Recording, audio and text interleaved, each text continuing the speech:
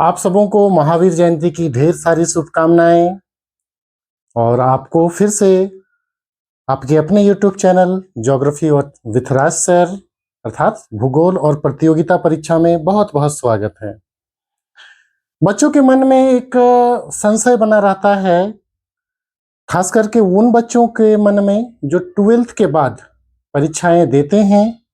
उसके बाद वो खाली समय में पूरा वही वो समय होता है जहां से वो दिग्भ्रमित होकर इधर उधर अपनी दिशा को प्राप्त करते हैं। तो उन बच्चों के डिमांड पर कुछ बच्चे हैं जो फोन करके मुझे बोले कि सर इसके बाद क्या करनी चाहिए, क्या ऑनर्स लेना चाहिए, या फिर हमें किस दिशा में जाना चाहिए। तो कुछ बच्चे हैं, सिंसियर बच्चे हैं, तो वो कॉल किए और फिर वो कॉल की संख्या बढ़ते चली गई। तो फिर मैंने सोचा कि क्यों ना मैं एक वीडियो ही बना दूं आपको, आप लोगों के लिए। हालांकि आप लोग पहले भी बोले थे कि सर हमारे लिए एक वीडियो बना दीजिए, लेकिन समय की व्यवस्था जो व्यस्तता थी उसके वजह से मैं बना नहीं पा रहा था। आज चूंकि छुट्टी है महावीर जयंती के शुभ अवसर पर, तो हम लोग वीडियो बनाने का प्रयास कर रहे हैं, जिसमें कि आपको मैं प्रयास करूंगा कि आप संतुष्ट हो जाएं कि अब इसके आगे क्या करनी है। तो सबसे पहले उन सभी बच्चों को बहुत बहुत स्वागत है जो हमारे चैनल में लगातार बने रहते हैं, जो हमारे लाइव स्ट्रीम में रहते हैं, और उन सब के लिए जो इंटर के एग्जाम दे चुके हैं अभी 12th का और अब रिजल्ट का वेट में है। साथ ही साथ उन बच्चों के लिए भी यह वीडियो बहुत इंपॉर्टेंट है जो अभी 11th में पढ़ रहे हैं और 11th का एग्जाम देने वाले हैं, 12th में आने वाले हैं। तो ये वीडियो खास करके 11th 12th के बच्चों के लिए बहुत इंपॉर्टेंट होने वाले हैं, क्योंकि इसमें मैं कुछ रणनीतियों की बात करूंगा। जैसे कि हमारे आज देखिए 11th या 12th अथवा 10+2 के बाद की रणनीति क्या हो। ठीक है, रणनीति क्या हो, यहाँ पे मैं थोड़ा सा एक ऐड करता हूं, क्या हो, इस पे हम लोग आज बात करेंगे। ठीक है, सभी की अपनी अपनी अपेक्षाएं होती हैं, सभी की अपनी अपनी क्षमताएं होती हैं, सभी के अपने अपने लक्ष्य होते हैं, और जो इस दुनिया में बिना लक्ष्य के जीवन जीता है वो पशु के समान है। उनका जीवन सुबह उठेंगे, क्या करेंगे क्या नहीं करेंगे कुछ पता नहीं है। तो सुबह उठने के साथ ही रात में सोने तक का हमारा एक लक्ष्य होता है, दिनचर्या होता है। जो इस दिनचर्या में अपने आप को आगे बढ़ाता है वो हमेशा अपने आप में क्या तरोताजा महसूस करता है। तो चलिए, आप लोग देखना शुरू कर चुके हैं अपना प्यारा channel geography with Raj sir, और मैं हूं राजकुमार प्रसाद, जिसे आप लोग प्यार से राज सर के नाम से जानते हैं, आप लोग सरल लोग पुकारते हैं। तो आज हम लोग बात करेंगे खास आपके लिए, ये वीडियो सिर्फ और सिर्फ आपके लिए है। इसमें हम लोग सिर्फ रणनीति की बात करेंगे कि आपको करना क्या है। ठीक है, उस पर आप डिसाइड कर लेंगे अपनी अपनी क्षमताओं, अपने अपने लक्ष्य, अपनी अपनी जो परिपूर्ति है उसके आधार पर आपका सभी के लिए वीडियो रहेगा। ठीक है, और विकल्प सभी के रहेगा कि आप क्या कर सकते हैं। तो चलिए स्टार्ट करते हैं हम लोग वीडियो को और देखते हैं कि हम लोग क्या क्या इसमें आज जानने वाले हैं। ठीक है, थोड़ा सा वीडियो लंबा रहेगा, 15-20 मिनट का रहेगा। तो जो बच्चे सिंसियर हैं वो देखेंगे और इसको अपने आप में इंप्लीमेंट करेंगे अपने लाइफ में। तो देखिए, यहाँ पे दो प्रकार के बच्चे हैं। ठीक है, यहाँ पे स्टूडेंट जो अभी इसको देखेंगे, वो स्टूडेंट जो देखेंगे वो दो प्रकार के हैं। पहले स्टूडेंट तो वो हैं, ठीक है, जो अभी 11th में है और 11th के एग्जाम का वेटिंग में है, 11th एग्जाम देने वाले हैं। ठीक है, वेट कर रहे हैं, इसका वेटिंग में है। एक बच्चे वो हुए, और दूसरे स्टूडेंट का वर्ग वो हुआ जो 10+2 यानी 12th का एग्जाम दे चुके हैं, एग्जाम वो दे चुके हैं। ठीक है, और ये आप क्या वेट कर रहे हैं, तो अपने रिजल्ट का वेट कर रहे हैं, रिजल्ट का वेट कर रहे हैं। तो ध्यान दीजिए, ये जो वेट शब्द है ना, वेट शब्द या वेटिंग शब्द, इसको अपने दिमाग से निकाल दीजिए। ये वेट आपको नहीं करना है। ठीक है, वेट आपको नहीं करना है, वर्तमान में जिए। ठीक है, वर्तमान में जिए और भविष्य, वर्तमान जैसा करिएगा वैसा आपका भविष्य बनेगा। तो इन दोनों बच्चों के लिए, खास करके ये भी जो ये बच्चे यहाँ पे हैं, इनके लिए तो बहुत परफेक्ट समय है। और ये बच्चे, इनके लिए भी बहुत परफेक्ट समय है। आप लोग समय को जाया मत करिए। आपका जो एकेडमिक का सिलेबस है वो बहुत ज़्यादा नहीं है, ठीक है, उसको आप साथ साथ कर चुके हैं। लेकिन अभी से आप एक गोल बनाइए, अभी से आप एक गोल बनाइए। आपको स्कूल भेजा जा रहा है, 10th तक पढ़ रहे हैं, आपके गार्जियन आपको पूरा पुशअप करते हैं कि जाओ पढ़ो। 11th में आते हैं, कुछ गार्जियन क्या करने लगते हैं कि अब बच्चा बड़ा हो रहा है, ठीक है, फिर भी वहां तक आपके चलते। 12th जाते हैं तो थोड़ा सा और उनमें क्या आती है, उनमें थोड़ा ढीलापन आ जाता है गार्जियन में, खास करके उन गार्जियन में जिनके पास अभाव है थोड़े से और चाहते हैं कि बच्चों को मैं अपना जिम्मेवारी समाप्त करके शादी ब्याह कर दूं, अपना देखेंगे। 18 साल होने के बाद देखिए, 12th के बाद तो जिम्मेवारी की स्थिति और कम होने लगती है, ठीक है, चाहे वो लड़के हों या लड़कियां हों, ठीक है। तो आपको करना क्या है, आपको करना ये है कि इसका वेट मत करिए, यहां तक जाने का वेट मत करिए।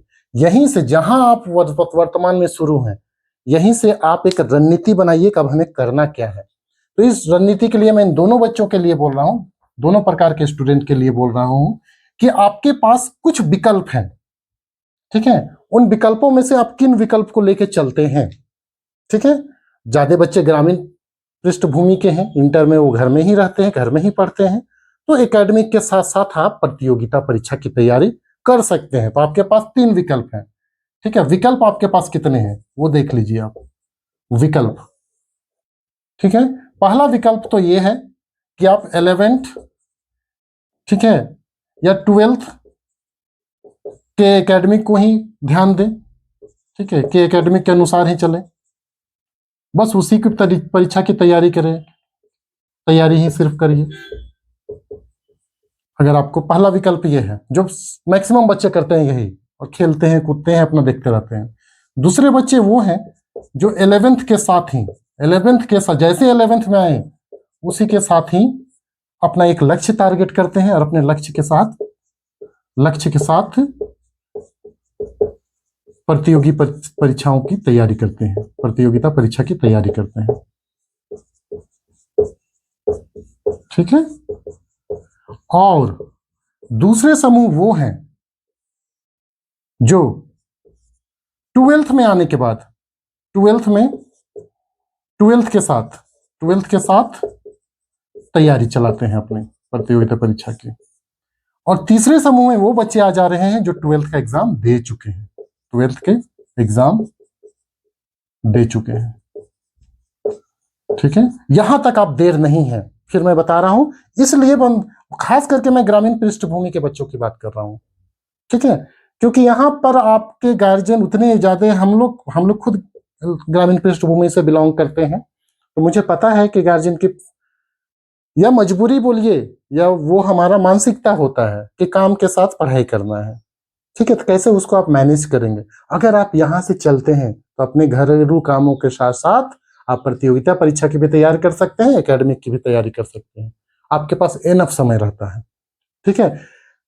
बाय द वे, यहां तक नहीं करते हैं तो कुछ बच्चे अपने क्या ग्रेजुएशन में आ जाते हैं, इसके बाद आप क्या होगा, ग्रेजुएशन हो जाएगा आपका, यानी आप ग्रेजुएशन में आ जाते हैं, ग्रेजुएशन की एडमिशन लेते हैं, ठीक है, ग्रेजुएशन के साथ प्रतियोगिता परीक्षा की तैयारी, ठीक है। तो यहां तक कोई दिक्कत नहीं है, कहीं कोई समस्या नहीं है, ठीक है। यहाँ पे बहुत बेस्ट समय है, थोड़ा सा समय यहाँ पे कम हो जा रहा है, उसके बाद यहाँ पे थोड़ा सा और कम हो जा रही है क्योंकि आपके 12th के भी एग्जाम चलते हैं साथ साथ में, तो आप ज्यादा ध्यान उधर देते हैं। ये तो परफेक्ट समय है, फिर मैं बोलूंगा ये सबसे परफेक्ट समय है, ठीक है। यहाँ पे क्या हो जाता है, आप एकेडमिक की ध्यान देने लगते हैं, एग्जाम 12th के एग्जाम पे ज्यादा फोकस हो जाता है, और देना भी चाहिए, ठीक है, एग्जाम में ज्यादा फोकस देना भी चाहिए, क्योंकि यही आपका तय करेगा आगे की चीजें। हाँ, यहां के बाद फिर से ये जो स्टेज आ जाता है आपका, ये फिर से आपके लिए एक बेस्ट स्टेज तैयार करता है। तो ये स्टेज, फर्स्ट स्टेज ये है, सेकेंड स्टेज आपका ये है, और ये इस स्टेज को मैं स्पेशली 12th के लिए लगभग 75% समय यहीं पे देने बोलूंगा, ठीक है। तो यहाँ पे तो अभी कोई बच्चे नहीं है, सारे दे चुके हैं, तो आप बचे ये इस ग्रुप और सेकेंड स्टेज के ये बच्चे, ठीक है, इनके लिए तो ये आपका परफेक्ट समय है अपनी प्रतियोगिता परीक्षा को स्टार्ट करने के लिए। कहा भी जाता है कि आप जब शुरुआत करते हैं वही आपकी सफलता के सबसे महत्वपूर्ण स्टेज होता है, सबसे महत्वपूर्ण स्टेज होता है। ठीक है, उदाहरण के तौर पे मैं बताना चाहता हूं कि मैं बहुत पहले से सोच रहा था कि मैं कैसे ऐसे प्लेटफॉर्म में आऊं जहां पे बच्चों को मैं कुछ बता सकूं। ठीक है, यूट्यूब चैनल बना के रखा हुआ था। ठीक है, मेरे भगना बना दिए थे, लेकिन मैं उस पर आता नहीं था। समय की व्यवस्था व्यवस्था बोले, बिजनेस बोले, बीजी बोले, या तो फिर मन नहीं करता था कि क्या होगा कैसे होगा, स्टार्ट करने से मैं कतराता था। ठीक है, फिर एक सर ही है, नाम मैं उनका नहीं बोलूंगा, आए और एक मुझे एक मैपिंग पे करने बोले कि आप एक मैप बना दे, मैप पे कुछ बताइए सर। मैंने बता दिया, अपलोड कर दिया वो सर उस वीडियो को। तब से मैं सोचा कह रही ये तो बहुत आसान है, क्यों ना इस पे किया जाए। अब देखिए आपके सामने आज आपके चैनल पे लगभग 250 वीडियो हैं और लाइव स्ट्रीम आपको मैं कितने क्लासेस दे चुका हूँ। ठीक है ना, चीजें आसान होती है, बस पहला स्टेप बढ़ाना होता है। तो पहला स्टेप बढ़ाइए आप। ठीक है, बहुत बड़ा अनुभव है। ठीक है, लगभग 15-16 साल का टीचिंग एक्सपीरियंस है गवर्नमेंट सेक्टर में। ठीक है, और ये मेरा 4th गवर्नमेंट जॉब है, तो अनुभव है। उस अनुभव को मैं आप सभी ग्रामीण बच्चों के साथ शेयर करना चाहता हूं, ताकि आप भी उस दिशा में आगे बढ़ जाएं। ठीक है, तो यहाँ पे हम लोग देखेंगे पहला ये, दूसरा ये। तो यहाँ पे आप लोग हैं, तो आप अपने मन में अब तैयारी कर लीजिए कि हमें करना क्या है। अब मैं इन्हीं बच्चों के लिए बात करने जा रहा हूँ, स्पेशली जो ग्रेजुएशन में ऑन गोइंग है, जो 11th में ऑन गोइंग है, बस इन्हीं बच्चों के लिए। जो ये 12th का एग्जाम दे चुके हैं, मतलब यहाँ पे आ चुके हैं वो। ठीक है, तो आप लोग देख लीजिए कि आप कौन से ग्रुप में हैं। ठीक, इसके बाद हम लोग बात करते हैं कि आपको यहाँ के बाद क्या करनी चाहिए। ठीक है, यहाँ के बाद आपको करनी क्या चाहिए। तो पहला चीज है, ठीक है, आप बनना क्या चाहते हैं। ठीक है, ये मत सोचिए कि आपके क्षेत्र में बोलेंगे अरे वो तो बहुत बड़ा चीज है, इतना आसान बात है। बहुत लोग बोलेंगे दाल भात का कोर है, विभिन्न प्रकार की कहावतें दी जाएंगी आपको, ऐसे हैं वैसे हैं। मुझे भी दिया जाता था, मुझे भी दिया जाता था। ठीक है, और मैं आपको क्या बताऊं, मैं तो बहुत इनिशियल पीरियड से ही चीज़ों को उतना समझता भी नहीं था, जानता भी नहीं था। ठीक है, लेकिन जैसे ही जान गया मैं अपने आप को अवेयर कर लिया, बहुत तेजी से आगे बढ़ा। ठीक है, आपको मैं बता दूं, कभी ये मेरा, मैं तो बार बार बता चुका हूं, तो इसीलिए अनुभव है, आप इस चीज को फॉलो करेंगे। सबसे पहला काम ये है कि आपको तय करना है कि आपको करना क्या है। ठीक है, आपको तय करना है, फोकस, लक्ष्य, क्या लक्ष्य है आपका, क्या बनना है आपको, गोल क्या है आपका। ये मत सोचे कि ये हार्ड है, कोई मजाक उड़ाएगा कि अरे बाप इतना कर लेगा। व्यंग्यात्मक कथन बोले जाते हैं, लेकिन वो कथन अपने आप समाप्त हो जाते हैं। ठीक है, अपने आप समाप्त हो जाते हैं जब वो चीज आप बन जाते हैं। ठीक, तो लक्ष्य अगर आपको टारगेट ही करना है, तो यहाँ पे आप दो प्रकार के स्टूडेंट हैं, 11th-12th में हैं या फिर 12th पास कर चुके हैं। तो आपके पास दो चीजें हैं। ठीक है, विकल्प आपके पास दो है। पहला विकल्प ये है कि आप 10+2 लेवल की जो परीक्षाएं हैं, ठीक, लेवल की परीक्षाएं जिसमें 10+2 योग्यता मांगता है। योग्यता क्या चाहिए, 10+2। ठीक है, योग्यता यही एलिजिबिलिटी मांगता है। तो इन परीक्षाओं के आप सीधे एग्जाम दे सकते हैं इंटर के बाद। ठीक, दूसरा है कि आप जब ग्रेजुएशन करते हैं, ग्रेजुएशन के बाद, ग्रेजुएशन के बाद परीक्षा दे सकते हैं, परीक्षाएं, यानी इसकी योग्यता क्या है, तो ग्रेजुएशन है योग्यता, ग्रेजुएशन योग्यता है।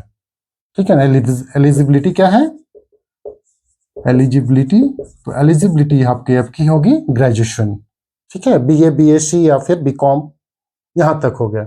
हाँ, परीक्षा का स्वरूप देखिए कि पद, इसमें पद का जो स्वरूप होगा, जो आप पद पे जाएंगे, पद का स्वरूप एक्चुअली इंटर लेवल का है तो उसी टाइप का रहेगा, उसी टाइप का रहेगा। इसमें कौन कौन परीक्षाएं आ जाएंगी, तो सबसे पहले जैसे बच्चे, मैं जहां पे पढ़ाता हूं वहां पे मैक्सिमम बच्चों को मैं देखता हूं, उस क्षेत्र के बच्चों को, कि वो डिफेंस लाइन में ज्यादा जाने के प्रयास करते हैं, और इंटर के बाद वो आपका गेट खुल जाता है। ठीक है, तो 10+2 के बाद सबसे पहले डिफेंस में आप जाते हैं। ठीक है, डिफेंस में जाते हैं, उसमें बहुत सारी चीजें हैं, जैसे जीडी है। ठीक है, जीडी की तैयारी करते हैं बहुत बच्चे, अभी से इसी पे लग जाते हैं। वैसे बच्चे भी जीडी की तैयारी में लगे रहते हैं जो बहुत अच्छे बच्चे हैं। मैं देखा हूं, प्रत्यक्ष देखा हूं उन बच्चों को, और उन बच्चों का सिर्फ और सिर्फ सपना क्या है, तो जीडी क्वालिफाई कर लेना। भाई आप इससे ऊपर वाले बच्चे हैं, अपनी एलिजिबिलिटी को, अपनी क्षमता को पहचानिए, ठीक है ना, तो वहीं पे रह जाइएगा और आपका जनरेशन फिर वहीं तक रहेगा। आप कुछ अच्छा बनिए ताकि आपका अगला जनरेशन उससे ज्यादा बने, ठीक है। तो यहाँ पे आप क्या करेंगे, यहाँ पे आप जीडी की तैयारी को, ठीक है, यहाँ पे हो जाएगा। उसके बाद आप क्या कर सकते हैं, तो झारखंड पुलिस, इस लेवल की बात कर रहा हूं, झारखंड पुलिस। झारखंड पुलिस में कौन सा लेवल, तो सिपाही, डंडा लेने वाले सिपाही जी, सिपाही।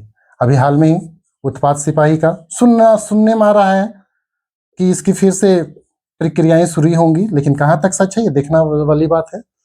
प्लस झारखंड सरकार के विभिन्न विभागों में क्लर्क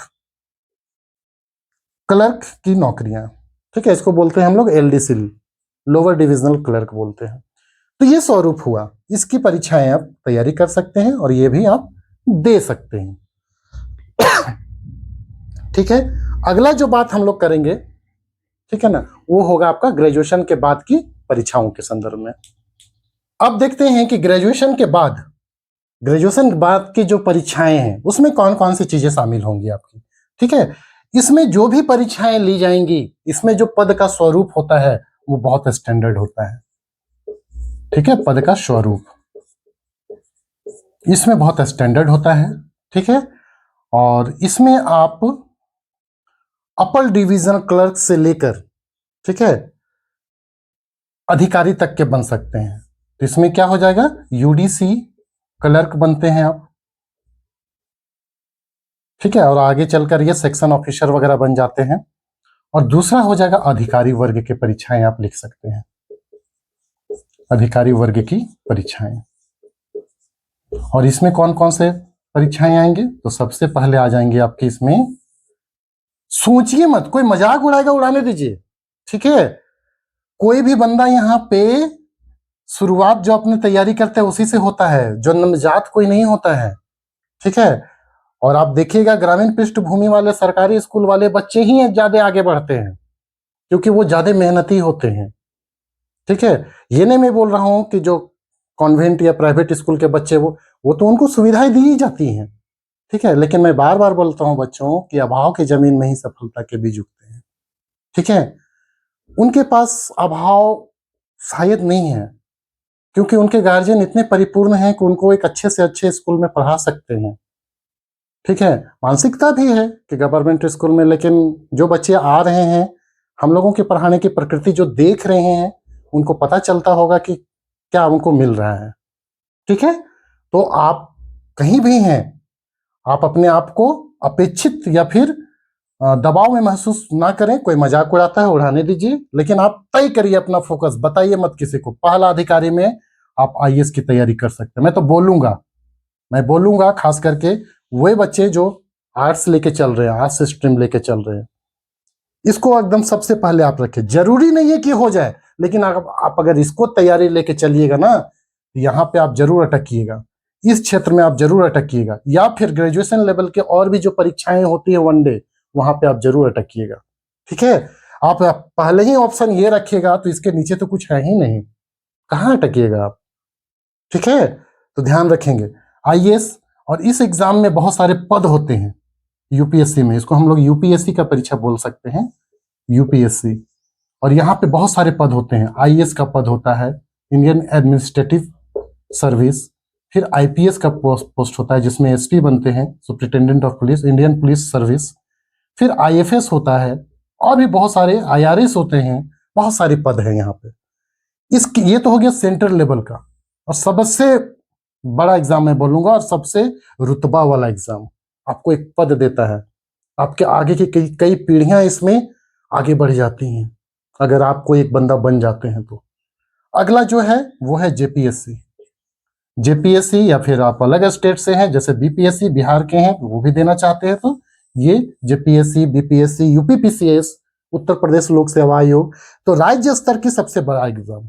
और इसमें आप क्या क्या बनते हैं, तो इसमें आप बनते हैं डिप्टी कलेक्टर, जिसको आप सामान्य रूप में बीडीओ बोलते हैं, ठीक है, वीडियो ब्लॉक डिविजनल ऑफिसर बोलते हैं आप लोग, सीओ बोलते हैं, या फिर अगर पुलिस लाइन में जाते हैं तो डीवाईएसपी बोलते हैं, डीएसपी जिसको बोलते हैं आप लोग। एजुकेशन लाइन में जाते हैं तो सब बीईओ होते हैं। वित्त विभाग में जाइएगा तो वित्त अधिकारी होइएगा। तो यहाँ पे वो सारी चीजें आती हैं। मेरा आपसे आग्रह रहेगा कि आप लोग, मैं ये नहीं बोल रहा हूं कि आप इस पे फोकस करिए, लेकिन अगर आप झारखंड के हैं, बिहार के हैं, तो अपने स्टेट में अपने स्टेट को अभी फोकस करिए जब आप यहाँ पे हैं, जब आप इन दोनों स्टेज में हैं। ठीक है, जब आप ऑनगोइंग ग्रेजुएशन है, या तो फिर आप ऑनगोइंग इंटर हैं, ऑनगोइंग इंटर लेवल में है, आप 10+2 में है। तो इन दोनों स्टेज के लिए आप परफेक्ट समय में अभी है। आप जैसे जो बच्चे अभी वेट कर रहे हैं तो वो ग्रेजुएशन में ही हम उनको मान सकते हैं कि आने वाले हैं।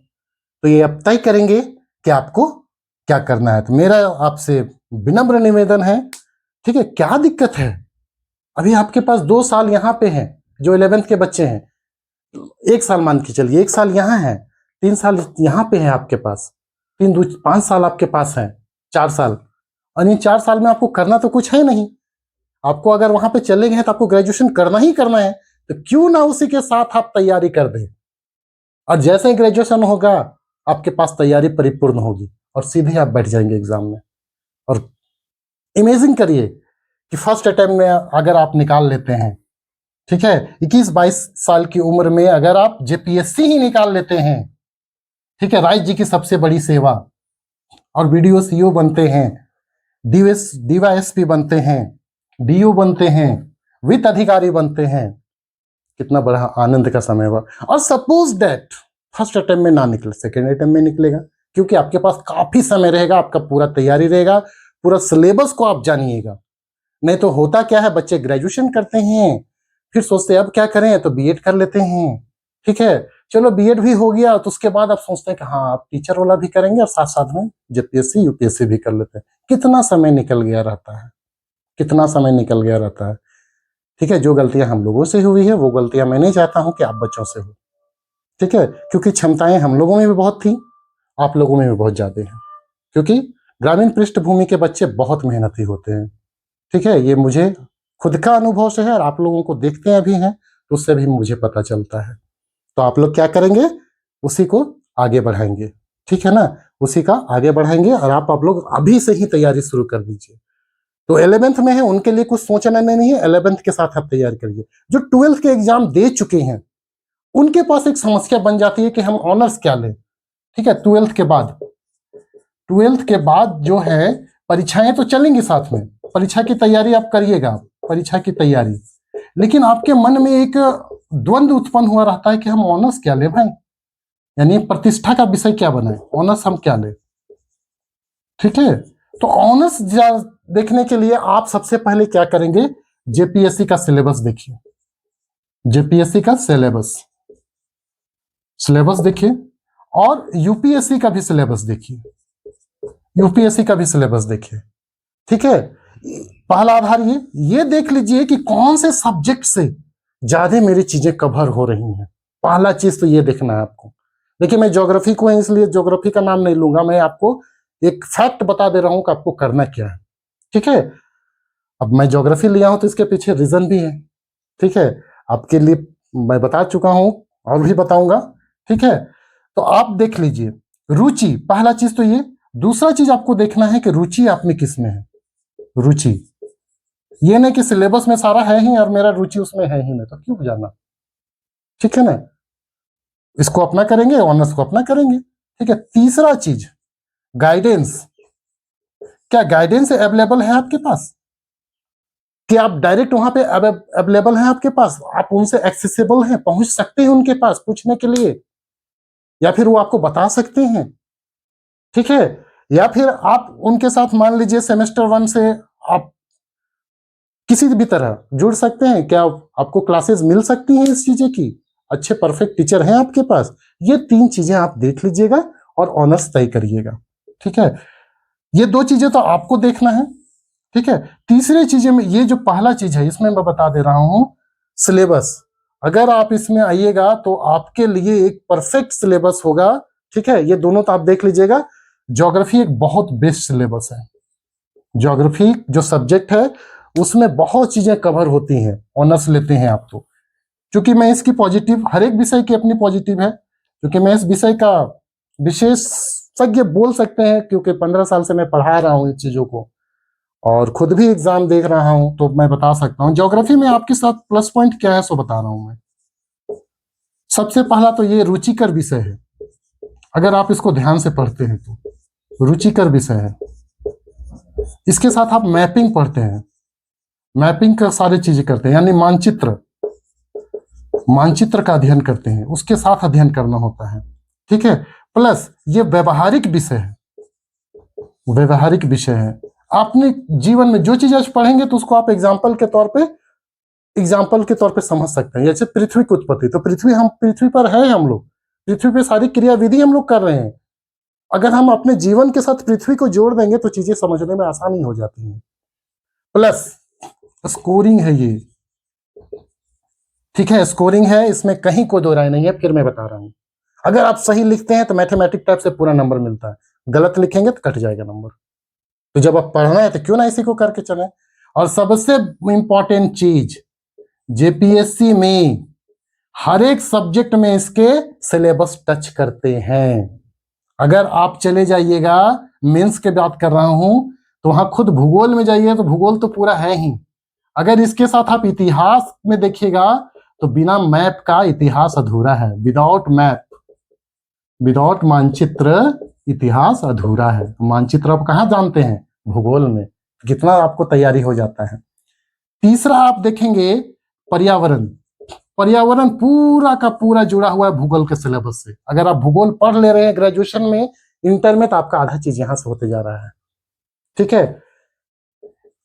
अर्थशास्त्र, इकोनॉमिक्स, इकोनॉमिक्स में मैं बोल रहा हूं कि 25% सिलेबस ज्योग्राफी से मैच कर रहा है, ठीक है, ज्योग्राफी से मैच कर रहा है।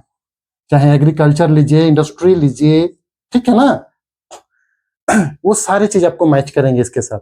Science and technology, science and technology, इसमें आप देखिएगा कि झारखंड का जो 6 पेपर में है जेपीएससी का मेंस में, एग्रीकल्चर है पूरा का पूरा।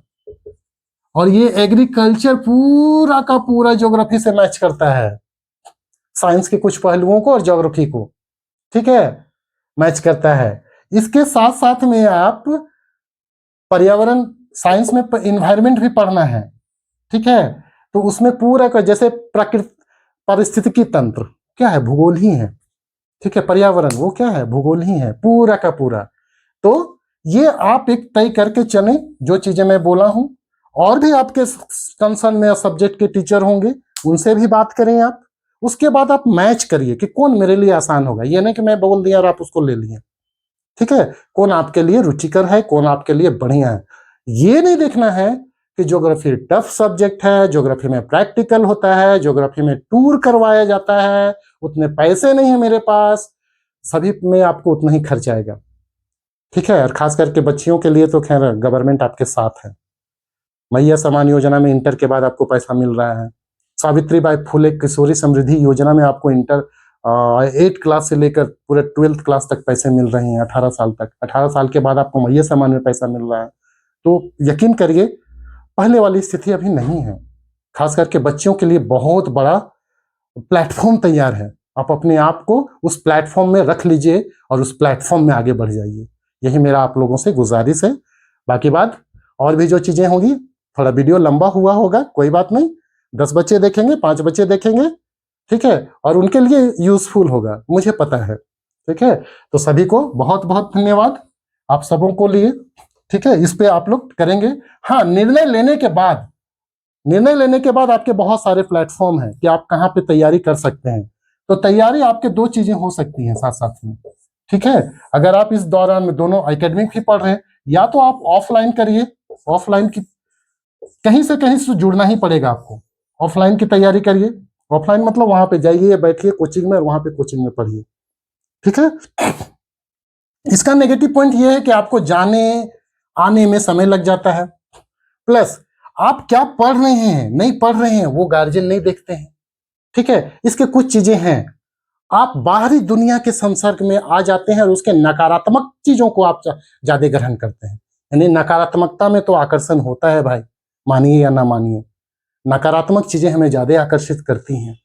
तो उन चीजों से बचने के लिए ऑफलाइन भी है, सही तरीका है, लेकिन अगर आपके पास परिपूर्णता है तो ठीक है। थोड़ा महंगा भी पड़ेगा ये, क्योंकि वहां पे सारा तैयार करना पड़ता है, रूम लेना पड़ता है, तो कोचिंग वाले भी तो उसमें ज्यादा पैसा आपको लेंगे ही।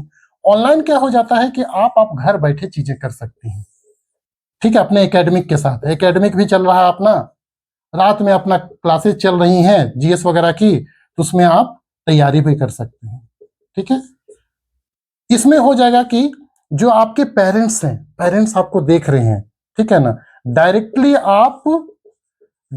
क्या रहिएगा, तो डायरेक्टली टच में रहिएगा अपने गार्जियन के, कि क्या पढ़ रहा है मेरा बेटा, मेरा बेटी क्या पढ़ रही है, कैसा संगत में है, ठीक है। और तीसरा क्या, तो तीसरा इसमें कम पैसा भी आपको लगेगा, कम पूंजी लगेगा, ठीक है, जो बहुत जेन्युइन लगेगा, कम लगेगा, ठीक है। तो ये चीजें हुई आपको, ठीक है। अब आप देख लीजिए कि आपको कहाँ कहाँ करना है, ठीक है। तो मैं फिर बोल रहा हूं कि आप स्वतंत्र हैं, इंडिपेंडेंट हैं, लेकिन भविष्य को देख के करिए, क्योंकि ठीक है, कंपटीशन बिल्कुल नहीं है। मैक्सिमम बच्चे अभी रील बनाने में लगे हुए हैं, ठीक है, मोबाइल में लगे हुए हैं, स्टेटस डालने में लगे हुए हैं, वो पढ़ाई पे कम ध्यान दे रहे हैं। आपके पास अच्छा अपॉर्चुनिटी है, और ये करके चलिएगा तो आपके भविष्य के लिए बढ़िया होगा। सभी को बहुत बहुत धन्यवाद मेरे वीडियो देखने के लिए। जो चैनल में नए होंगे सब्सक्राइब कर लेंगे, ताकि यहाँ पे आपको इसी प्रकार की वीडियो मिलेंगे, और लाइव क्लासेस भी चलती रहेंगे। अभी थोड़ा सा लाइव क्लासेस को मैं स्टॉप किया हुआ हूँ, आज से मैं फिर से लाइव स्ट्रीम में आऊंगा, एक नए टॉपिक के साथ। झारखंड हम लोग करवा रहे हैं। चलिए, सभी को बहुत बहुत शुभकामनाएं, धन्यवाद।